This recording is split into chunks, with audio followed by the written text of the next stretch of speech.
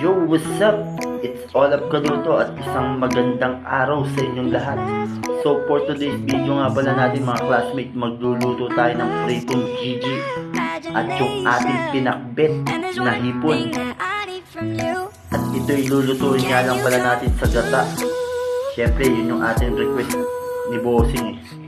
So yan, prepare ko lang muna yung ating kakailanganin na gulay at yung ating mga sangkap na gagamitin.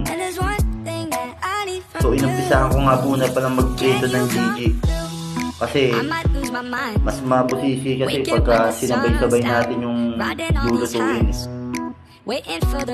Una ko lang muna at gagayatin ko lang muna yung ating mga ingredients na gagamitin para sa pinakbet.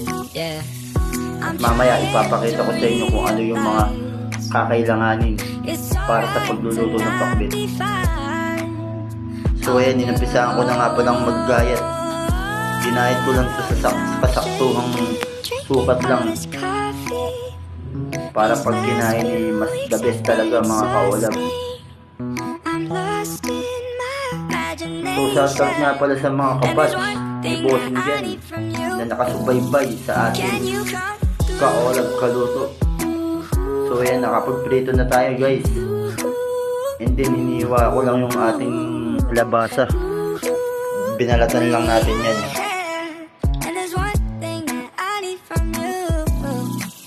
So umpisa ko na nga pala mag-gisa mga classmates. Pagkagayat lang natin ng kalabasa, isasangkot sana natin lahat dyan kasi madali naman lumambot lahat dyan eh.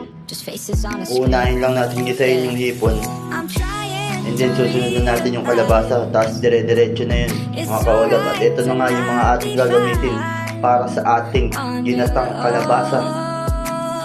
So yan na nga, nagpadingas tayo ng apoy sa ating kalan. So magigisa na nga pala si Olap Kaluto mga classmates. Siyempre, darating yung ating bossing dyan para makita niya kung paano yung pagluluto. So yan mga classmates, naglagay na ako ng olive oil at inilagay na natin yung ating sibuyas at pakakapitin lang natin to at mamaya isusunod na natin yung ating bawang. So hininaan ko lang muna yung apoy dyan mga classmates nang sa ganun eh hindi masunog. So yun na, nilagay na natin yung ating bawang.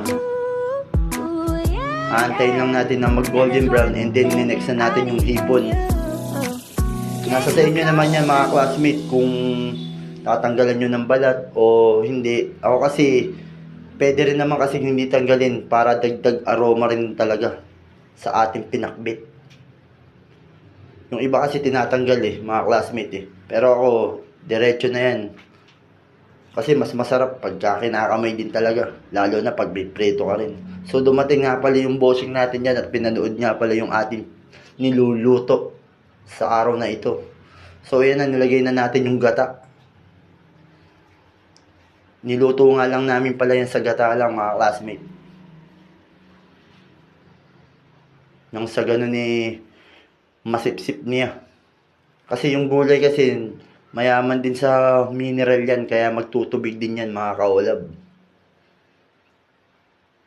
So at yan na nga mga classmates, nilagay ko na yung ating magic sarap.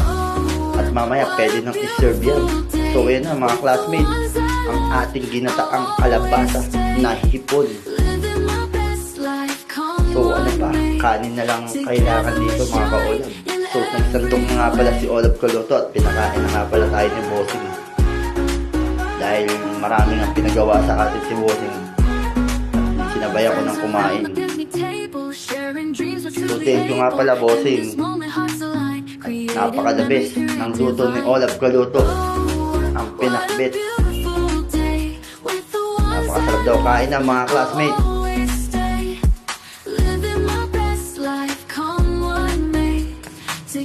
At maraming salamat sa walang sawang pagsuporta kay Olap Kaluto.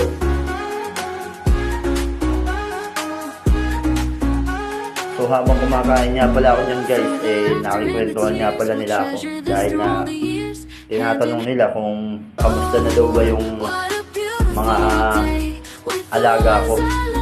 So mga kaulap ko so, thank you for watching mga classmates. Maraming salamat. Paki-share na rin at paki-subscribe. Bye bye.